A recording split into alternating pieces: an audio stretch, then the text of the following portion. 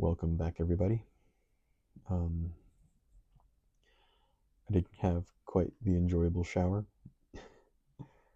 Uh, Not as much hot water, though, because I do share this living space with family, and that is always a nice thing.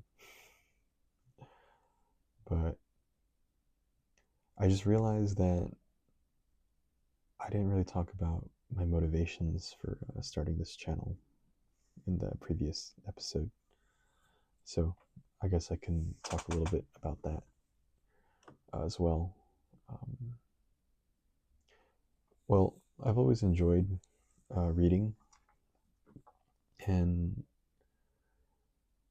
especially as of lately, I've wanted to start reading more, incorporate reading into my life more often.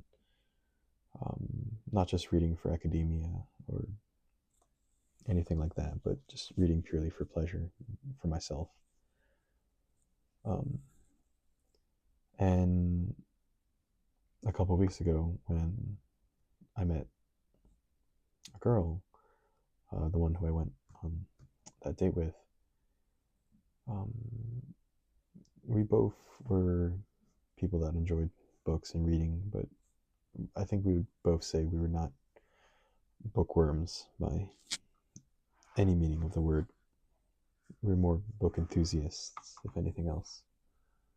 And I just realized that I think I misplaced my page holder. So, one second, I'm going to go look for that while I also continue talking. But we were not at all bookworms by any means, although we have read our own fair share of books. Just found it. Um,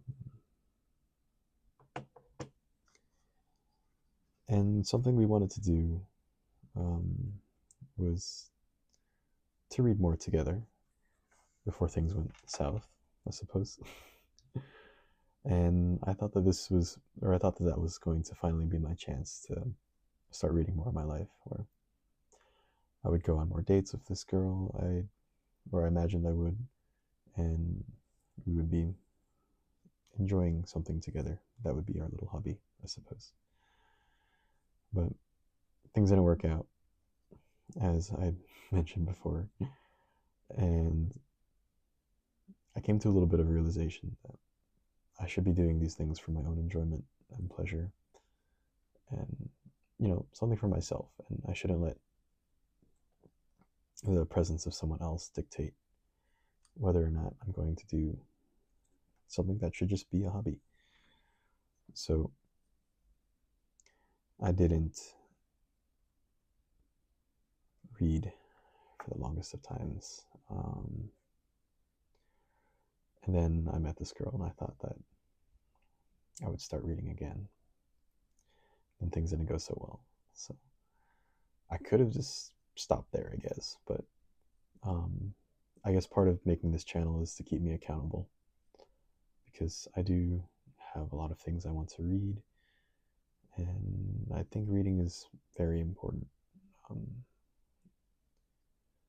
Not just because it's something that makes you smarter, although it does, but because it's something that lets you experience things you might otherwise not be able to.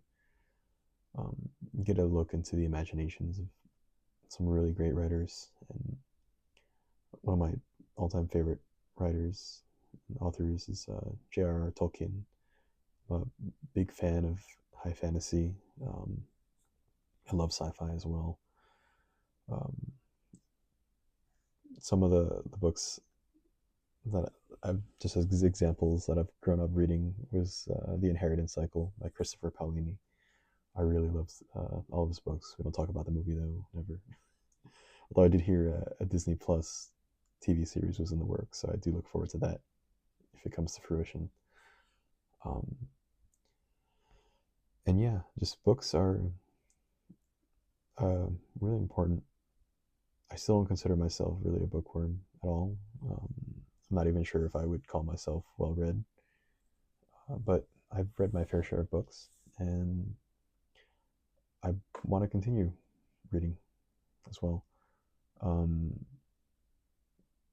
Most recently, I suppose that I've been reading from a book series is The Lord of the Rings.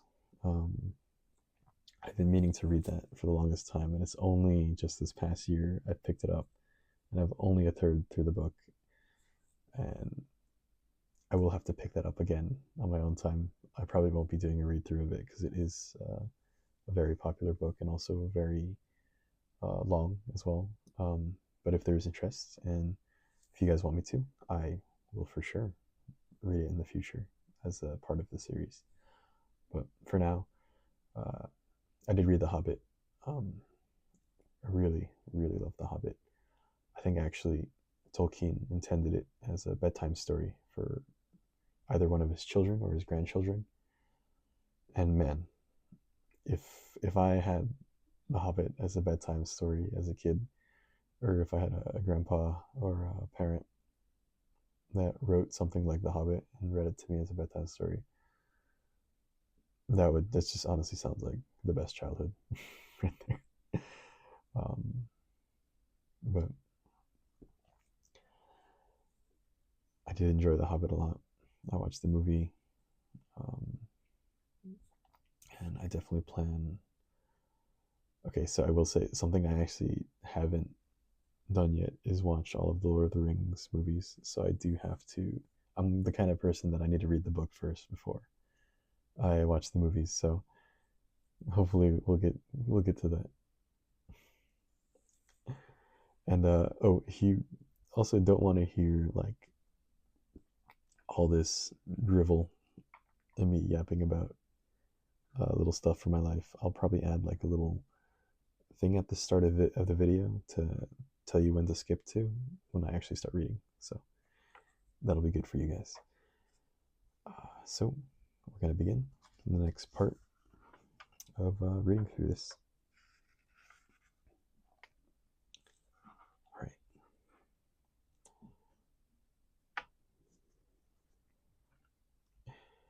And this magnifying glass, I'm not even sure if it's that useful. I'll be trying to use it, I guess, for the next couple episodes, but you guys tell me if it's more useless than useful. And also, like, I literally only bought this for the purposes of this channel, and I did not realize that it was battery powered and it has its own lights and it takes AAA batteries. And I'm just like, who even has AAA batteries nowadays? Like, at most, I have a couple rechargeable double A's, but I mean, I guess for TV, I could steal one from the TV remote, but like, I don't know, just not many people I feel like have triple A's. My household certainly doesn't. I do have my own lighting, so I don't need to power this, but yeah, we'll just try to use it for now. All right, between living and dreaming, seeing the world as it is and the world as it could be. All right, we got a little imagery of a woman sitting on a piano key. Very interesting. The bright side of the planet moves toward darkness, and the cities are falling asleep, each in its hour. And for me, now as then, it is too much. There is too much world. Czeslaw Milosz, The Separate Notebooks.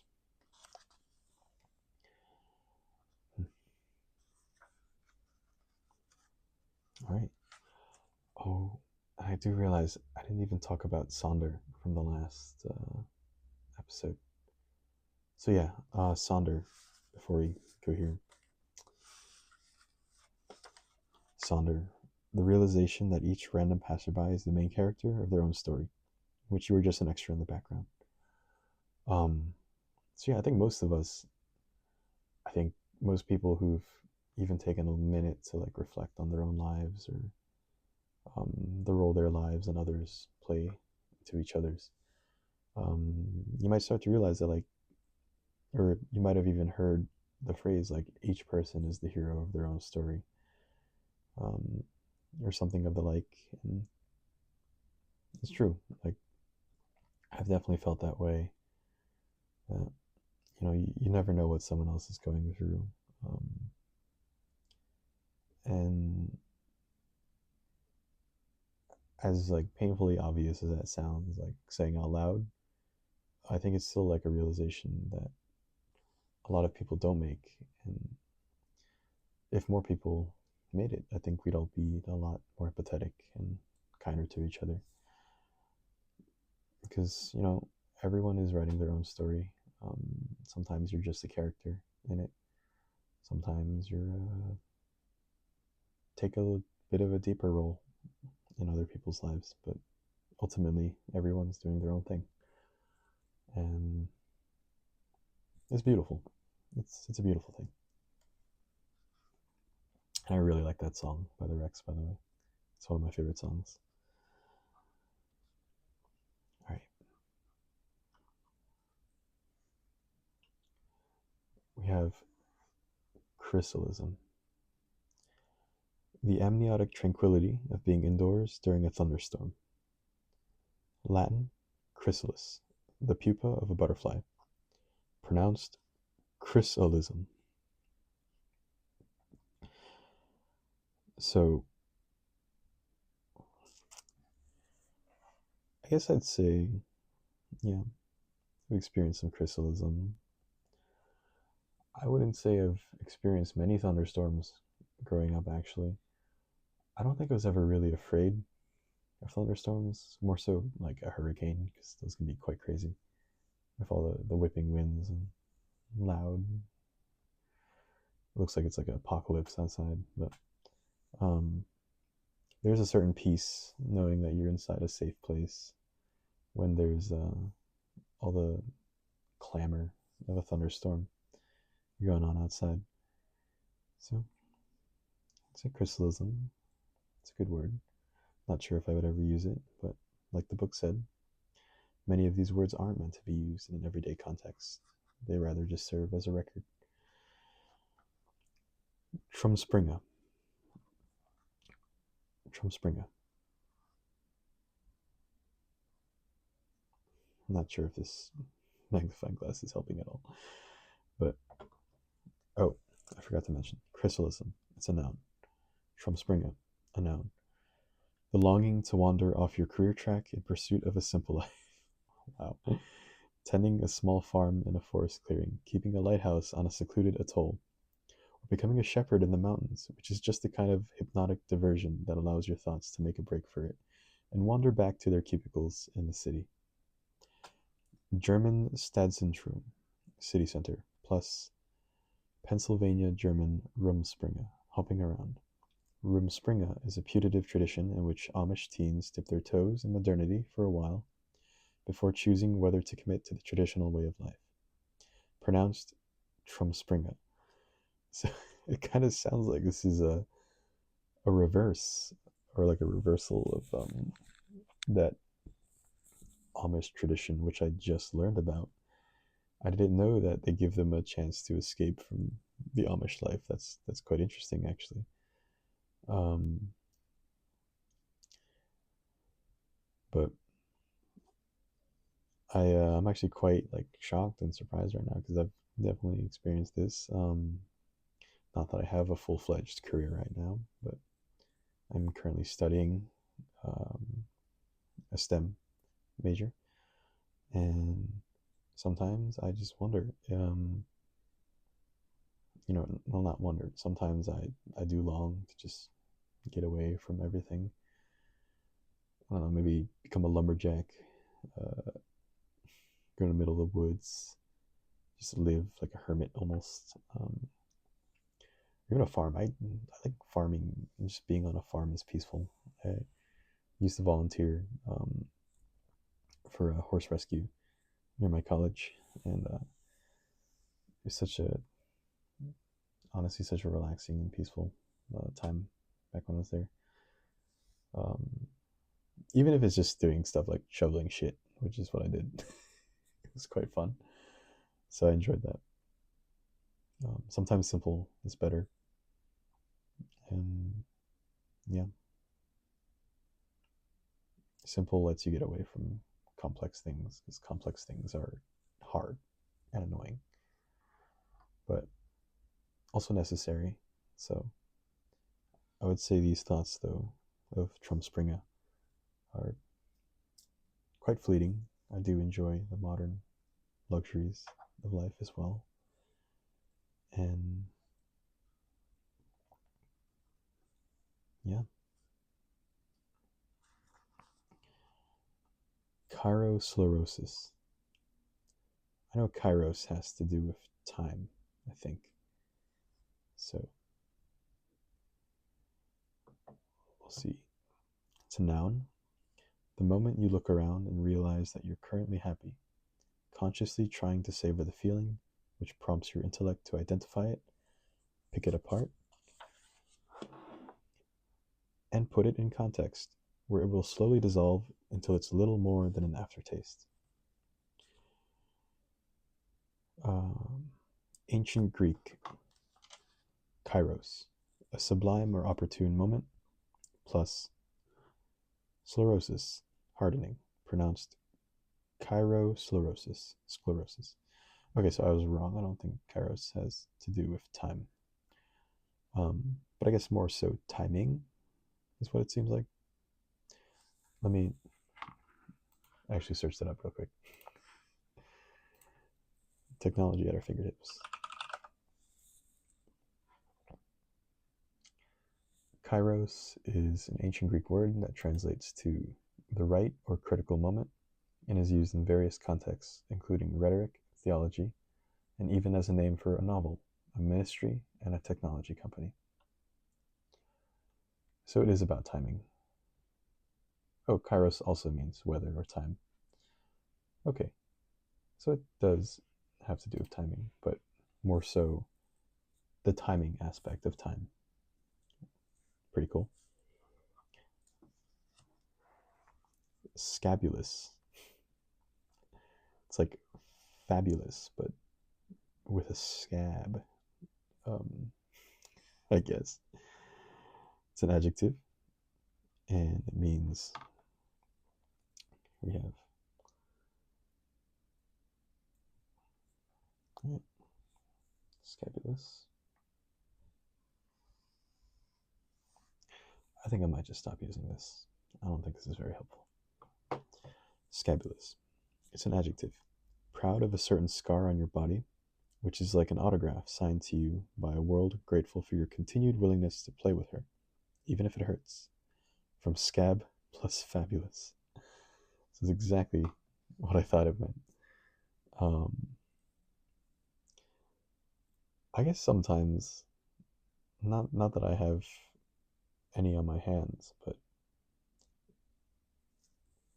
I suppose you do have a lot of people have scars on their body that they might be proud of or more willing to display. You know, scars don't always need to be a point of shame for people, I guess is what the word is conveying. And that's something I agree with. I don't think I have any particularly cool scars on my body, but I'm sure there's some people out there who've got like a wicked scar across their eye or mostly like facial scars, I suppose. I've seen like ones where people have gotten scars from being like struck by lightning and it created like this really cool pattern, although I'm sure it must have hurt. It was like I believe it's called like a Lichtenberg figure. And it's like all these spidering lines that come out from the point of contact. And I would say that's quite a scabulous, be quite a scabulous scar. So that's cool. Oculism. All right. It's a noun. The awareness of how fundamentally limited your senses are, noticing how little of your field of vision is ever in focus, how few colors you're able to see, how few sounds you're able to hear, and how intrusively your brain fills in the blanks of its own cartoonish extrapolations, which makes you wish you could experience the whole of reality, instead of only ever catching a tiny glimpse of it, to just once step back from the keyhole and finally open the door. Italian, occhiolino, little I, the original name that Galileo gave to the microscope in 1609, pronounced oculism. Okay, this one has a bit of a longer definition, so let me ponder it for a second. Mm.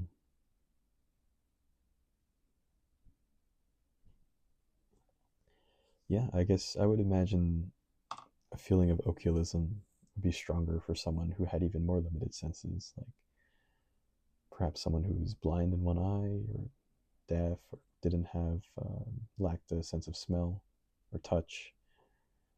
But even people who are in full control of all five of their senses, um, my own life, I'd say, yeah, like why can't I experience more? Why can't I feel more? And then you get high and realize that you can't. I say jokingly, but yeah, sometimes you have those out of body experiences, and when you come back down from that high, it's like, yeah, food doesn't taste as good. Um, I guess your sense of touch is certainly heightened as well. Um, I digress, though. Yeah, oculism. Sometimes you wish you could see more, could hear more, smell more, taste more, touch more. Makes sense to me. Ooh, and I think another thing this book does is it gives certain words their own like page or bigger entry. I think Sonder actually might come up later as well in a more comprehensive um, like entry. So I might not have even needed to go back to Sonder earlier. We'll probably still talk about it again. Vimodolin, the fear that originality is no longer possible. You are unique, and you are surrounded by billions of other people, just as unique as you. Each of us is different, with some new angle on the world. So, what does it mean if the lives we're busy shaping by hand all end up looking the same? We all spread out, looking around for scraps of frontier, trying to capture something special, something personal. But when you gather all our scattered snapshots side by side, the results are often uncanny. There's the same close up of an eye, the same raindrops on a window, the same selfie in the side view mirror, the airplane wingtip, a pair of bare legs stretched out on a beach chair, the loopy rosette of milk in a latte. The same meals are photographed again and again, the same monuments pinched between fingers, the same waterfalls, sunset after sunset. It should be a comfort that we're not so different, that our perspectives so neatly align. If nothing else, it's a reminder that we live in the same world. Still, it makes you wonder, how many of your snapshots could easily be replaced by 1,000 identical others? Is there any value left in taking yet another photo of the moon, or the Taj Mahal, or the Eiffel Tower? Is a photograph just a kind of souvenir to prove you've been someplace, like a prefabricated piece of furniture that you happen to have assembled yourself? It's alright if we tell the same jokes we've all heard before. It's alright if we keep remaking the same movies. It's alright if we keep saying the same phrases to each other as if they had never been said before. Even when you look back to the earliest known work of art in existence, you'll find a handprint stenciled on the wall of a cave. Not just one, but hundreds, overlapping, each indistinguishable from the other. To be sure, you and I and billions of others will leave our mark on this world we've inherited, just like the billions who came before us. But if, in the end, we find ourselves with nothing left to say, nothing new to add, idly tracing outlines left by others long ago, it'll be as if we were never here at all. This, too, is not an original thought. As the poet once said, the powerful play goes on, and you will contribute a verse. What else is there to say? When you get your cue, you say your line. Swedish Vemod, tender sadness, pensive melancholy, plus Vemdalen, the name of a Swedish town, which is the kind of thing that IKEA usually borrows to give names to their products, pronounced Vemodalen. Vemodalen. Okay, so I said Vemodalen. Okay, Vemodalen. Makes sense. So I guess essentially what this word means is that originality is dead, or it's the idea that originality is dead, that nothing is sacred anymore. And yeah, I think I've had that fear before. Certainly others have as well. Um, just like Vimodalin says. Sometimes we just, you know, we wonder if the experiences we have are still unique. And we realize that there's so many people in this world experiencing so many of the same things, yet also different things, that it will just happen that someone will be doing the same thing as you at any period in time. Right now, there might be somebody reading a book for a YouTube channel out there. I'm certainly not the only one. And sometimes when you're thinking about thinking, I think a lot of people have actually had this thought, wow, right now I must be thinking that there's others in the world out there thinking about how others are thinking. And we're all just thinking. And just by intuition, you already know that you're not the only one to have thought this, that there's others thinking this. And there will be so many more thinking that. And maybe it's a little sad that, you know, you won't be able to leave your own unique mark on the world. Um, but I also find that beautiful in a way. We're all way more similar than we think. And that's not necessarily a bad thing. Individuality is something that's very important, stressed for a lot of people, but a little bit of conformity here and there is not too bad. And oh, I was going to say something. Yes. So I noticed before in the first video, there was like some shaking with the table. And I think that's because I mounted my smartphone, because I'm recording using my phone, to the table that I was reading from. So I think I fixed it now. I put the smartphone mount on a different fixture in my room. So hopefully any shaking done from turning pages or moving this table won't be reflected in the video. So we are learning as we go. But I think for this part, we can stop at Vemodulin, and we'll pick up either a little bit later today, rather tonight. It is around 10 p.m. now here, or perhaps tomorrow. But I'm also usually a person that my motivation waxes and wanes depending on my mood. So who even knows if I'll upload tomorrow. But I do hope to fulfill the purpose of this channel and keeping myself more accountable to reading. So hopefully the next couple of episodes will go a little faster as we read through this. All right. That's the end of episode 2.